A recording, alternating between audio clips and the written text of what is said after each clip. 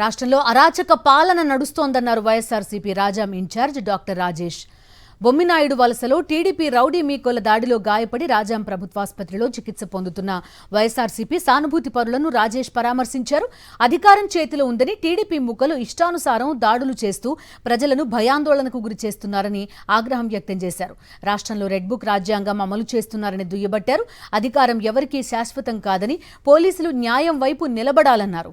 TDP ముక్కలు ఇష్టే రీతిని వ్యవహరిస్తే చూస్తూ ఊరుకోమని హెచ్చరించారు రాజేష్. నిన్న రాజా మండలం బొమ్మినాయుడు వలస గ్రామంలో అర్ధరాత్రి వైఎస్ఆర్ కాంగ్రెస్ కార్యకర్తల మీద జరిగిన దాడిని మేము తీవ్రంగా ఖండిస్తున్నాము. ప్రజాస్వామ్యంలో హింసకు తావులేదని మేము పదే పదే చెప్తున్నా సరే ఇలాంటి దాడులు జరగడం అనేది చాలా బాధాకరం.